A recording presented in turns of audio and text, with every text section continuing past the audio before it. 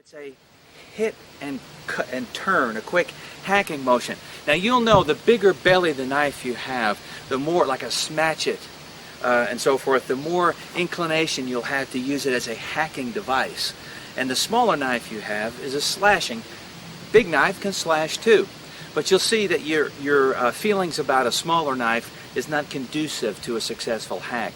A hacking attack will penetrate into the skin, possibly even chip the bone. Just as there's a rule running around for many years that if your edged weapon is more than 14 inches, it becomes a small sword. If it's hard to conceal, it's technically defined as a small sword. Concealment, ability to conceal, and about 14 inches is where we make the definition between a big knife and a small sword. All of this involves the hacking. Remember that when we have the uncommitted strike rule, as in all the prior levels. You want to hit somebody there, but if something gets in the way, you are uncommitted about this strike just enough to go anywhere else. We'll talk more about that later, but we need to remember that we need to be flexible to strike anywhere we have to, and not just attempt to strike somewhere the guy blocks it and just step back and be thwarted. Be ready to spin around anywhere that you want. Now, unique to the hack is the potential for the chip out.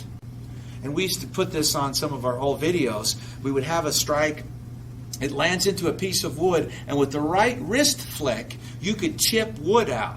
And that's, if your knife is big enough, you can strike a human being the same way. It lands and it chips. And we'll try to highlight some of those skills as we're doing these command and mastery. Of course, as we said in the prior levels, the free hand is up in the window of combat, that rectangle loosely bordered by about mid-thighs and shoulders. It pushes, it pulls, it strikes, it pokes, it grabs. It does anything that it needs to support this weapon. So it's got a job to do. It doesn't lay dormant at your side or back here somewhere, you know, like a classical fencer. It needs to be up front. Now, the success of the hack is dependent upon many things, the strength of your strike, but also the clothing that you're wearing. And if that jacket right there would be very good against a knife attack. In Alaska, most of the year, those parkas will protect you against slashes and hacks sometimes. Your clothing has a lot to do with the ability to and success of a knife hack. 12 o'clock hack, a 3 o'clock hack, a 6 o'clock hack, and a 9 o'clock hack. We'll switch hands. We have 12 and 3. The hacking solo command and mastery. I'm very comfortable. How would Muhammad Ali stand if he had a knife in his hand? I'm not interested in where your feet are that much because in real life, a fighting stance is nothing but balance and motion. We've talked about this before, and if you can walk and you can run, you have much of the combat footwork anybody needs to be in a fight. It's only when people have trouble with their footwork that you really must obsess about giving them all these footwork drills. But just think about playing basketball or football, and you're well on your way to having the fighting footwork that you need. I'm in a comfortable stance. Remember, we have the 4 clock angles. And we've introduced prior to this the 12 clock angles.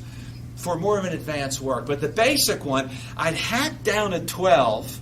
I would hack in at 3 o'clock. I hack up at 6 o'clock. Now, if you have a double-edged knife, that's pretty good. This is symbolic of a knife that has the term false edge, or half the back is sharp. If not, you've got to turn it and become edge-aware to utilize an edge on this. But even this shot with a dull edge can have some response from somebody. But you have a 12 o'clock hack and then a backhand or 3 o'clock. Simply put, one from the top side, anything from the right side, anything that comes up, anything backhanded or for the left. The big 12 is 12 o'clock, 1 o'clock, 2 o'clock. You work all the way around the clock. Remember, the beauty of the clock is that you can't forget it. You can introduce to you many confusing drills that you'll forget next Wednesday, but no one forgets the clock. And so that's an excellent teaching method. 3 o'clock, 6 o'clock, and then 9 o'clock. Let's switch to the left hand. 12 o'clock and go back. 3 o'clock and go back. 6 o'clock and go back. And then 9 o'clock and go back. Big combinations. Left-handed. Put the knife in our pocket. We draw out the knife. 12 o'clock hack, any strike, any kick. 3 o'clock, any strike, any kick. 6 o'clock, any strike, any kick. And then 9 o'clock, any strike, any kick. And we encourage you to change that variation. Strike, knife, kick. Kick, knife, strike. Kick, strike, knife. The combinations are various, but now we're thinking about doing these things, where before we may have just been fencing and not aware of it. The knife fight is a brawl, as we are about to talk about and see.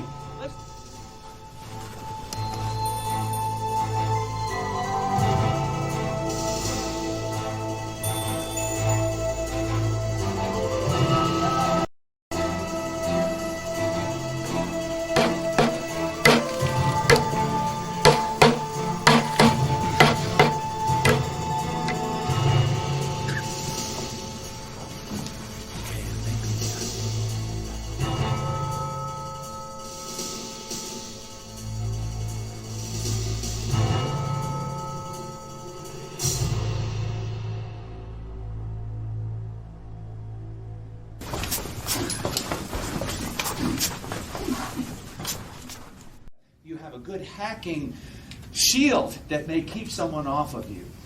Just imagine that shot moving around. And what I emphasize, what I'd like for people to do, you have a high one, you have a medium one, and then you have a low one. And you're just there keeping somebody off you. It's pretty intimidating to have some. Just imagine this. I'll get you. And just imagine, come on, this kind of motion, pretty intimidating with a big knife. And so let's try that in thin air. Pick an imaginary enemy in front of you. See how fast you can. The format, we always have people do solo command and mastery, and then some focus mitt drills. And then we'll do skill developing drills, and then combat scenarios. And so here's one to develop this hack. We'll get the doc out here. Here he is, and he's in a ready position. I have, in the same principles of kickboxing or striking, I have the focus mitt kind of concealed in. He doesn't strike. It comes out. He hits it. I take it away. And so I'm going to describe things from a teaching element that's pretty good. But here would be, he would hit it and bring it back. Now, if you want your students to increase their speed, you put it out and take it away before they get it. Then it kind of aggravates them. And then they go faster. Medically, I don't know how this happens, but it just happens, trust me, that you will increase the student's speed. And so on the three ranges that we're talking about, there's a high, there's a medium, and there's a low. Now, we like the low shot because someone may be coming in with a knife to get you with their knife, and you're taking that low hack into that position. And so here we have these motions. Move around a little bit, develop this hack. And as with a focus mitt in traditional training, the longer you leave the mitt out, the more he keeps hitting it. If you leave it out 3 times, he hits it. If you were boxing and if you left this glove out, you were to hit this until it went away. Same principles, but we're developing that.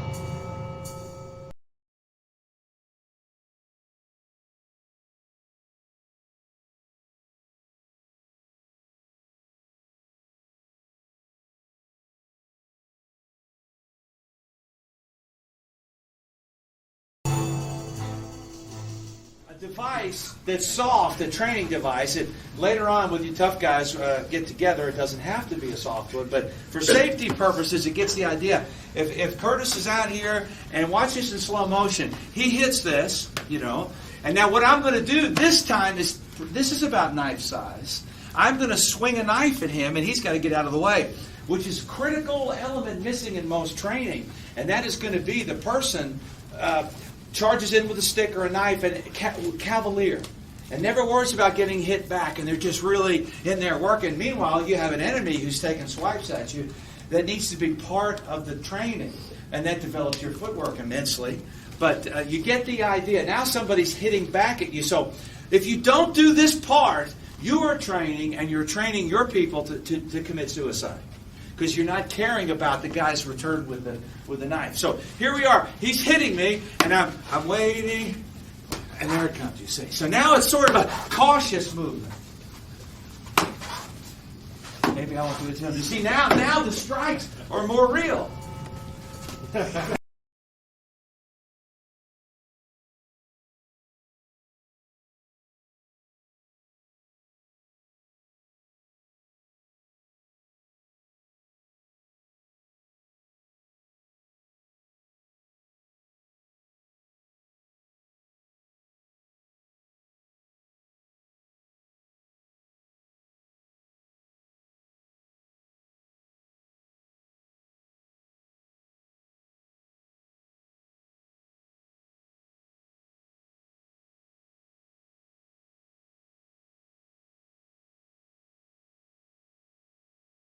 You get the idea. Get something about the length of a knife, a boxing mitt, anything, a shin guard, and use this for a training device. We use throughout the course the statue drill. Not only is it good for new people or your new students, remember, everything in life isn't about you. It's more about your students. And what you think is a dead drill or something you shouldn't do anymore, to your new person is something wonderful and fresh. And so the statue drill is a great way that we talk about in other videos and so forth of developing that first contact. But we use it constantly. Here's our portable, inexpensive Wing Chun dummy that travels with us everywhere we go. Your partner, Remember that we have them stand like this. We have too high, too low, split, pumping after your student begins to get the idea of what he's supposed to do. And then the last phase of the statue drill is the classic one-step, where it looks more real, but he hangs it out there in one of these zones that we just presented, so that they're developing, and they're making, many times the touching the body is new to them, and this is a way. Here's the big three, and I'll say them just briefly so everybody gets the big dance. We have knife makes contact, knife attacks, hand makes contact, knife attacks, and the third one, sort of a simultaneous contact that can happen, and the knife goes, or maybe even the hand. But you see that that's the science behind it. The doctrine is so important in all systems. So knife makes contact. This hand comes up within reason for future guard, and knife hacks. Knife makes contact, knife hacks. Notice here I strike the carotid, which the impact may be worth more to you instantaneously than any potential bleed out that might happen shortly after. Many doctors will tell you different things, 18-second bleed out, 12 seconds, you never know, but he can still kill you in that time period.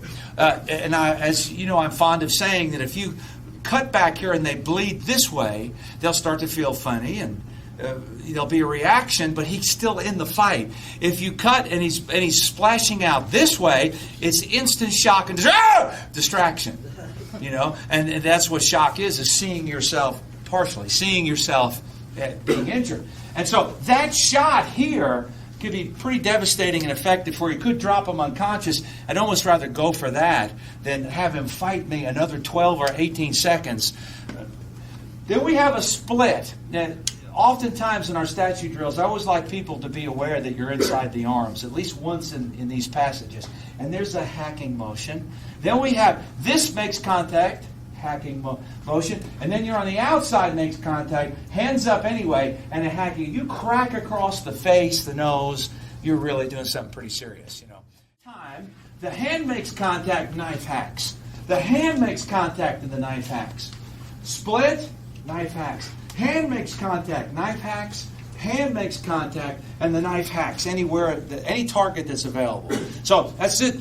Before the knife made contact and the knife went, this time the hand makes contact and the knife goes. These are the statue drill.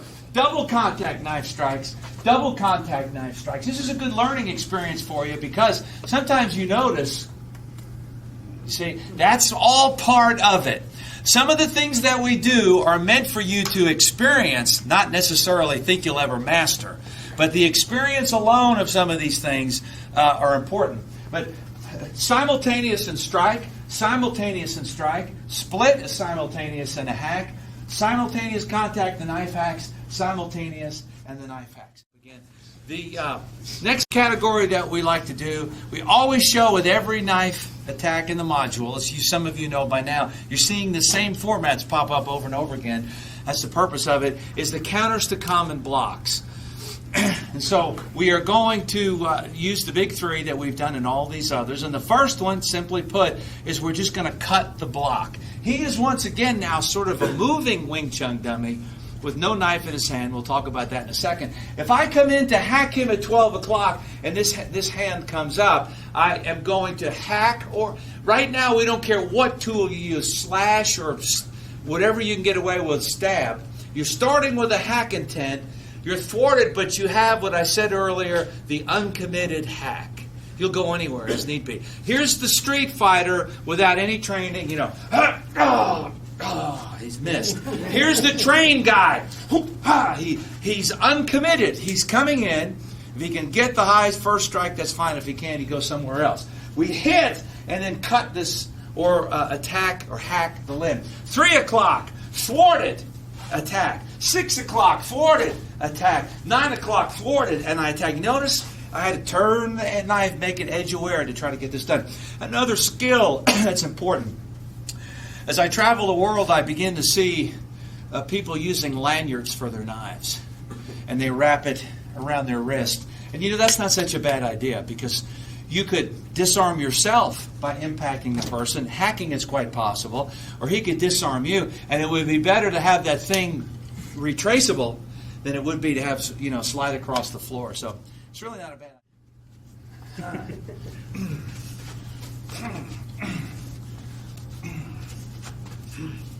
Can you do that for me? But also left-handed. Righty and left-handed. Just a sec. Redirect on another line. We've done this before.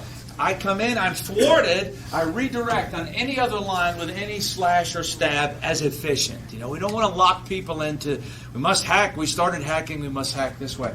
But I am coming in to hack and strike here. He's thwarted me. I redirect on any other line that appears to be open. He's in it. Here, boom, redirect on another line. And then here at 3 o'clock, boom, and I redirect on any other line. I come to hack and this hand is in the way. Couple of choices. And by the way, right now we're just dealing with one layer of obstruction. This is the second layer of obstruction that may come in, you see. And if the third one, you may deal with this one coming around again. If the fourth one comes around, you're in a Jackie Chan movie. Get out of there. I had this running joke, sticky hands, if you're here, and if you feel the sticky, kicky! You're in a Jackie Chan movie, get out of there. Back up, do something else. But this applies to this particular situation. Boom! I may try to clear this out. One level of obstruction, and then we have the hack continue to a key area. Here's this one here. Boom! In. Here. Anything. This may push this out of the way into the stomach. You see the motions. Now we're going to do the second layer of obstruction in a second after we get the first one. Let's turn around this way and sort of look at it again. And it could be this side, doesn't matter. Our guy. 6 o'clock. 9 o'clock. Pinning, passing, pulling, or pushing to clear a path to a good target. Let's see if we can just do a quick setup. For skill development only, 2 layers of obstruction.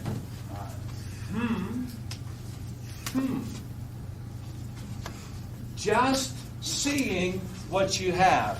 We'll be doing some combats. This is a good one right there. manipulations. We'll be doing some combat scenarios in just a second. There's this. This may come in. Oh, you push down and go. You know, you just learn some fundamental movements and clearing a path in. I just want to say that when you put a knife in his hand, you can still do some of these. However, they start becoming your combat scenario training. This is all leading to the king is crisis rehearsal, combat scenario training. And even then, it's not perfect, because what you will do in a classroom will never exactly appear as it is in real life, you know. But at least you have some savvy about moving your body, and fortune favors the prepared. That's why we practice these. Always have some skill drills involved. Remember, we have to become fighting expert, not drill experts. We know so many people who are experts at drills, and they can do them, and they look just like Fred Astaire, and they become drill experts. And if someone were just to do a madman rush down their center line, they would really collapse, because they're not used to this problem. But we do some skill drills, and this is one of our favorites. But I encourage you to get a couple, isolate parts, and develop any kind that you want. But we always use what we have seen many times in other productions, the block, pass, and pin drill. That's universal from so many countries. He's giving me a strike. I block, I pass, I pin. I come to hack him. He blocks, passes, and pins. And this pattern, everyone in the room should know this. If not, we'll hook you up with someone. But we are now going to isolate the hacking technique out of it. Here's beat 1, beat 2. You can, by the way, use the blade, or you can hook this way. It doesn't matter what it is. And beat 3. His beat 1, 2, and 3. Together they make the 6. Beat 1, we are going to hack into the forearm on beat 1.5 after beat 1.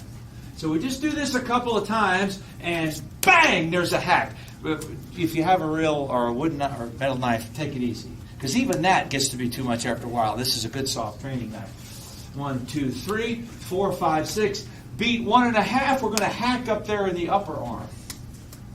So we've hit there, hack there, and then finally, to complete it on beat 1, we hack up in the throat. Now, of course, you know, if a guy takes a big swing at me, we're just developing a one-beat response, but we're building skill in it. Remember, this is meant to look like the crash of elbows. And you're saying, well, I've been here before. I know some tricks here. That's all what that really tries to simulate, dealing with the clinch. Because, as we were about to discuss, you know, unless two fighters are crashing into each other, there really is no fight. It's just two guys, you know, talking smack and profiling. The fight begins when there's an actual clash. And many times it results into a clinch or some sort of entanglement like that. So here, the mission is to hack and on the inside. And that's what we're going to ask you to do. And then the mission is, here's beat 1, here's 2. This hand is up, you hack into the lower arm. This hand is up, you hack into the upper arm. 1, beat 2, you can slide in and hack to the throat. But you see, we're trying to get the skill drill, target development, trying to target these things. 1, 2, and 3. Oh, that's easy there. Beat 1, 2, and 3. And then beat 1, 2, and 3. Boom. All of these isolated are things that you could do that you need to be able to do. So, do you get the idea? Remember in your personal studies that this particular drill is block, pass, pin. It's also block, pass, pin on that side. On the low end, it's block, pass, pin. And then on this side, block, pass, pin. All 4 corners need to be practiced in here. Blocks, he passes, he pins. And we just work here. Now, the next application is the same sort of thing. I hit the lower arm. I hit the upper arm. I hit the throat.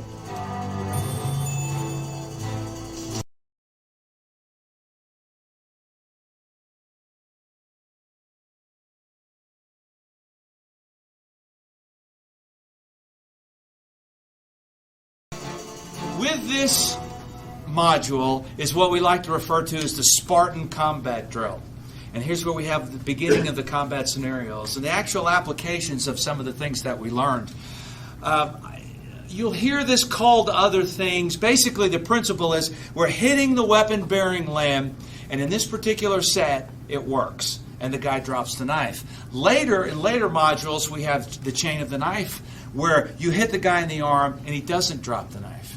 And then he does things like catch your other hand that's in the clutches of. Things as the system progresses. But right now, it's very efficient. You've hacked into his arm. He drops the knife. What do you do next? Well, we have two applications. We have a military application where we kill the guy. That's actually pretty easy. It's work. You come in, you finish him. And then we have sort of an enforcement citizen module where you use less than lethal methods. Because, in the real world, outside there, if you disarm this person, you're the guy with the weapon and he's not. And there are moral, ethical, legal, and political ramifications to every action that we take. As we said in level 1 of the course, you have to know less than lethal knife techniques, just as a doctrine, so that you say that you've trained in them. And that your knife course is knife, counter knife, is also fighting against the knife. So there are many ways, less than lethal ways. You can make a verbal threat or command. Remember what the Department of Justice said, that 67% of the time the presentation of a knife or a gun, and we assume stick too, but that wasn't in the test, shuts your average criminal down and he leaves. Because criminals are criminals of opportunity usually. And they would rather go beat up or rob someone without a gun or a knife than someone with one. And so, if you hit him and he disarms that knife and you're standing there with good command presence, good voice, good command presence, you may scare the person away right there. Less than lethal technique, verbal commands. Or, in the course of a fight, the knife, you may be able to press the knife up against his rib, by his heart, into his throat. Verbal command, get out of here or I'll kill you. May work. So a less than lethal technique would be a verbal command. Minor slashes in different areas may save you right there. Sometimes a cut at the hamstring may disable that person. You didn't kill him, but you've taken him out of he can't chase you anymore. Cutting somewhere where it doesn't kill him. Minor stabs can also possibly do the same thing. But please remember, the heavy emphasis, as we've said from the beginning, on unarmed combatives. Very evident, as you'll see in these scenarios that are coming up. Also remember that the flat of the blade strikes, a very military type subject. And since we are now talking about hacking, we must have good momentum, big knife, good flat of the blade surface to strike with. And needless to say, another less than lethal tactic, pummel strikes. So all these are ways to finish the fight without killing the person. Let's take a look at these. I want you to do some of them. So if you can get a knife ready. Here's one that we'll take a look at. He is going to give me an inward slash. 12 o'clock, 3 o'clock from the right side. Which, he comes in, I'm starting to get out of the way. I have this knife, it comes in, and wham, I hit it. Man, it was a good one. And it's hit his muscles and his nerves, and he's dropped the knife. Military situation. Now, so we're going to kill him. Bang! As soon as this is hitting and dropping down, this hand comes up and drives into the carotid. The throat punch, which may knock him cold right there. But we can't say for sure. But imagine that. Then I'm going to take this and execute the most successful stab in military history, and that is this upward power shot into the soft tissue of the stomach and up into the lungs. Which we hope, and we'll go to Vegas and bet on, cause him to bend over a little bit.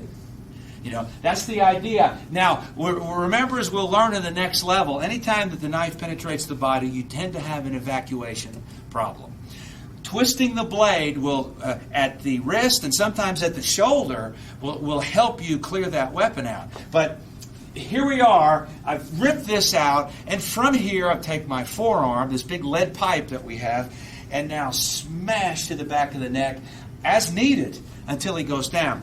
Many knife people will say, well, Hawk, why not, cut the side of his neck since you have a knife? Wouldn't that be cooler? Well, what if he has a flannel shirt on or any sort of a jacket and the collar impedes the target? You may cut through the material, and you may only postpone this fight or his inevitable death to 12, 18, 20 seconds, depending on how good a cut you have. But I know that forearm to there is going to debilitate him instantly. And so you go for the good one, the gusto. But you see, knife guys do all that, and that's not what we're doing. It's a brawl. Oh, and by the way, I've got a knife in my hand. I want you to overuse the knife, but don't make it an exclusive fencing type of thing. Knife fights are ugly, chaotic, and they look sort of like a brawl. So let's just do this again from this side. That comes in. We hit. Bang, bang, bang. Till he's down. A lethal military-style kill. Inspiration, because we're going to cut you loose to mayhem here in a second. But let's look at less than lethal application. He gives me that shot, which I got lucky, and he dropped it right here. Well, this is a less than lethal shot that goes straight in. Boom, you know. Then if I turn this blade out and use it as a fist, that's a less than lethal shot. And then if I hammer down here, more less than lethal shots. I just happen to have a knife in my hand. So here's a way that you can use a knife after he's been disarmed. And you know, in the military, sometimes we take these guys prisoners and then interview them. And then we'll throw them out of a helicopter later. But we need to talk to them for a while. So here we go. He comes in slowly. Boom! Boom! Boom! And then all this motion, less than lethal. Here's the Spartan module is the guy attacks you at 12 o'clock, and it worked. And then you're going to come in and kill him. He attacks you at 3 o'clock. Impact worked. You come in and kill him. He attacks you at 6 o'clock. Coming up, you smack, you know. And by the way, so the harder you play, these knives tend to fly sometimes. And I don't know that you would ever get stabbed by that knife flying up this way, but just get ready. It's good to have eye protection on, because when they hit, they may fly anywhere. You come in and you kill them. And then 9 o'clock comes in. Boom! And then you kill him. Yeah, that's the military version.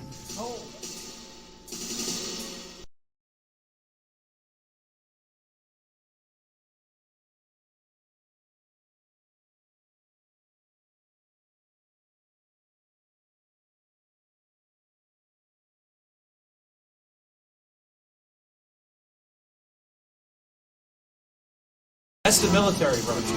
Oh, that's not that.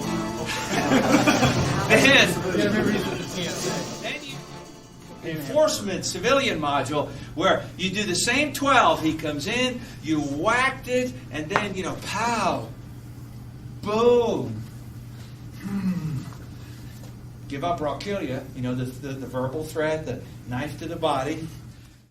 The basic training version is the guy will attack you at 12, 3 o'clock, 6 o'clock, and 9 o'clock. The advanced version is he may come in and attack you in all 12 corners of the clock. Later, you see he may come in and stab at 12, 3 o'clock, 6 o'clock, or 9 o'clock, and then you respond this way. At this level, level 4, you're bringing with you lots of experience in unarmed combatives, the prior knife courses and everything, and that you should be able to respond to these. And hopefully very few will look the same, but you recognize parts of your responses from many things that you've done before.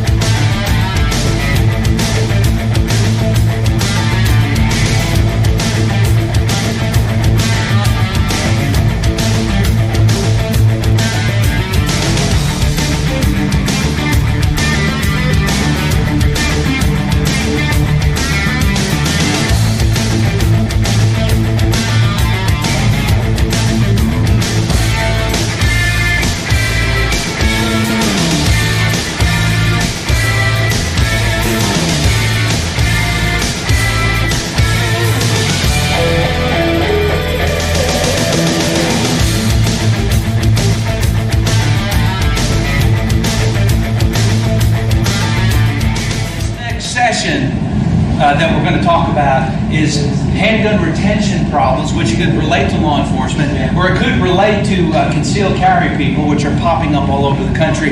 Thank goodness. I'm in total support of that. And many times, in police statistics, for example, they say 1 out of every 4 shootings and killings of police are done with their own pistol. That means to say that the weapon was taken away from the officer, and for a variety of needs that we'll kind of discuss and show.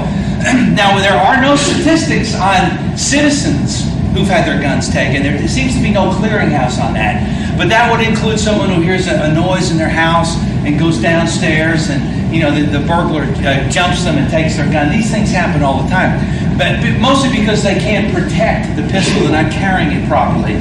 We're so often taught this two-handed triangle position, and what that does is put that weapon out far closer to the bad guy. It's tough turning corners. You're exposing the weapon for, and a tighter grip is more smarter. But nonetheless, that's the subject of another production, is to talk about what I call walking point, and is safely searching your house, your business, or something with a rifle, a shotgun, or a pistol. But this is more, today we're going to try to take a look at the importance of tactical folders and protecting your concealed carry gun, or law enforcement, or teaching people who do those things, just some things. Now, this is real life-saving, deadly material, But frankly, if 1 out of 4 shootings and assaults and injuries and deaths are from their own pistol, we need to have this information out. And really, the best defense is a good high-level retention holster. That's your first line of defense. There are different levels. Get the best level you can. And that is your first protection against someone yanking your gun out of the holster. Now, really, there's 3 times. There's a takeaway while your gun is holstered. There's a takeaway in the process of drawing it. And there are takeaways when the weapon's out. And those are the 3 times. And bad guys will take your gun from the front, from the side, or from the back. And so once you understand these scientific situations, you can start to problem solve them. Now, one of the ways that I like to show officers, and people in general, is, for many reasons, is if you're going to carry a knife, you may as well carry 2 tactical folders for several different reasons. One of which is just ground fighting predicaments. If a criminal or an enemy soldier has you down, he may have your right side pinned. You may then have to go to the left side to get your weapon, your knife, and vice versa. And when you're fighting to protect your gun, you never quite know what the circumstances are going to be, and you'll need to be free to get a weapon on either side. If a dog attacks you, a stray or rabid dog attacks you and bites your right arm, and your knife is in your right pocket, you can be screwed. Consequently, otherwise, you can go either way and attack that dog by cutting him and stabbing in different places.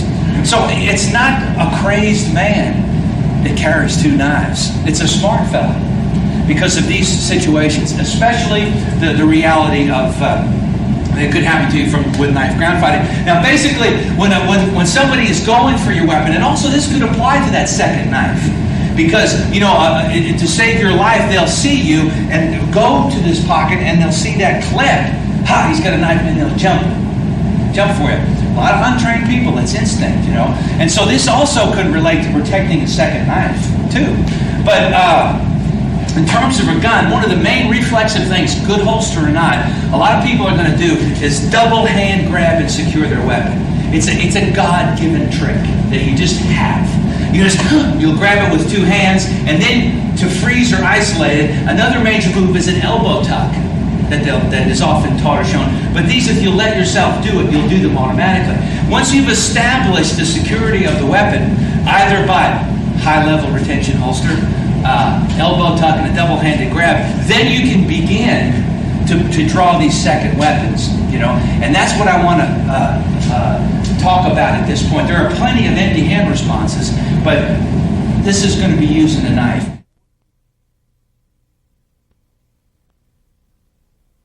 Now we'll start to do some combat scenarios involving this. This will be a very typical problem, a front grab that happens to everybody, concealed carry or anything, where the person lunges forward and grabs the gun. And so, our first response, catch and drop. That's probably what you're going to do no matter what. Now, I have lethal and non-lethal responses for you. And I'll show the lethal one first. It's very simple. We'll turn around over here.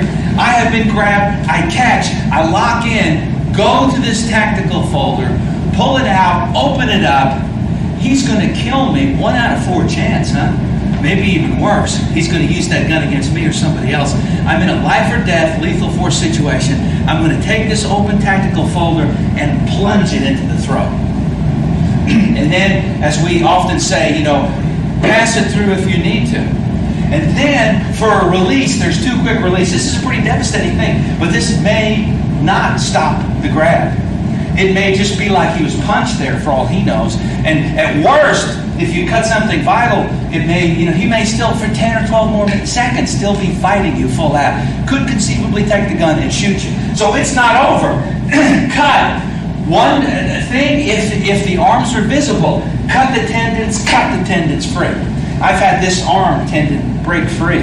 And whatever I was holding, the weight I had in my hand, it went. So when you cut these, which has not been repaired, it was too badly splintered. When you cut these, you let go. We're here. I grab, I take, I open up, I plunge and cut. If the arms are exposed, but if he's got a jacket on, if he's got clothing on, you may not get the tendon cut, in which case I would hammer down and cut this free. Now at this point, his ability to kill you is de-escalating. And you may have trouble finishing him off and explaining it. And you've got your knife out, your gun is free, and you just may, finish him off by a strike or a takedown or something like this. Because legally the threat technically is over. If there are others, I want to make this point and not miss it. If there are others in the area and I do have to pull my weapon, we've just wrestled over this. You better make sure it works. It doesn't take much to knock a semi-automatic out of battery.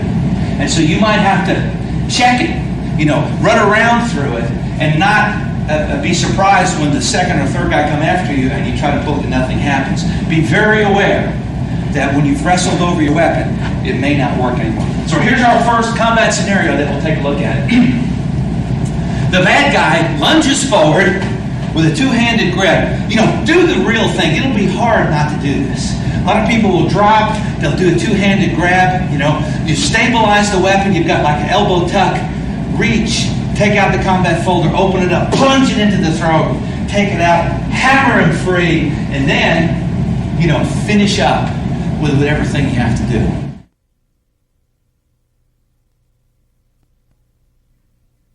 Here's another one, slight different set of circumstances, but against the frontal grab. If we let the guy too close, which can happen in a second, in a heartbeat, he lunges out, you're going to do, the 2-handed grab and the elbow tuck and freeze to try to protect this weapon, But it's almost out, we'll say. If I do something other than jar these hands loose, I might be in trouble. I reach over, take out the tactical folder, open it up. Notice, righty gun, lefty pocket knife. But I want you to have a righty one in there too. But from here, I hammer down to disrupt the takeaway and ricochet right up into the throat. And then from here, I'm just going to belt him, and let it finish this way. So let's just take a look at this again from this side. And that's just one finish. You can kick him, you can do anything that you want. Here we have our guy. He reaches, he grabs, I tuck, I take out this knife, open it up, hammer down to release, and just ricochet up into the throat. And now the lethal threat is pretty, you could say, is over. I've got the good reaction with the cut, and then this is such a sweet spot for a hook punch, just to come in, bang, and take a shot. Maybe you'll take him down, maybe you won't. Maybe you'll have to kick him or keep fighting. But probably at this point you can't shoot him, even though he's trying to take your gun. But in the time period that you've used this knife, it was a deadly threat situation. And it's so important for you to have efficient responses and learn them, to defend yourself.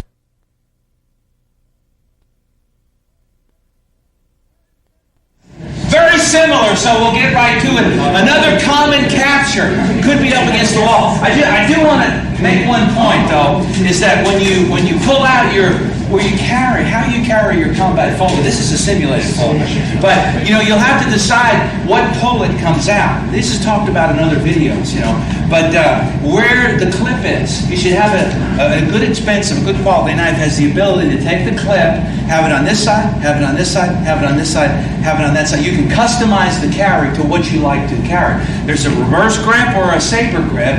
Many, many advantages to both. And a real knife exponent can fight either way. And whatever you snatch up the knife, you can fight with. But nonetheless, as your common carry, how you open that knife will be important as to the first response. And so here's a situation where a bad guy grabs your throat and grabs your gun. A very common situation. Again, we're going to do pretty much the same thing, but here's the patented elbow tuck. Been around for as long as, I've been 3 decades of police work now. This has been around since I started in the early 70s.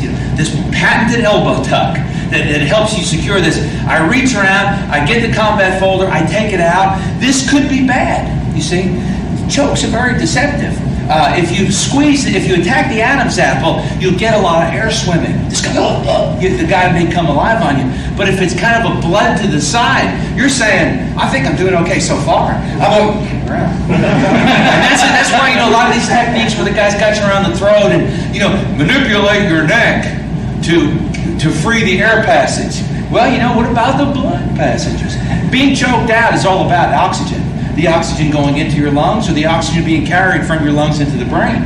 And you're in rough shape if somebody's choking you. But this might be one of those chaotic times where, you could stab them, but you might need to free this first.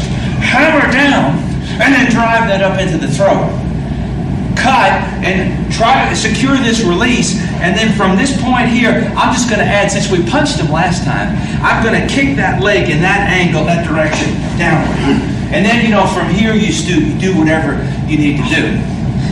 Basically we have the knee drops. You have the punching. You have a stomp. Or you have some knee-high control measure that will lead you to handcuffing or controlling the person.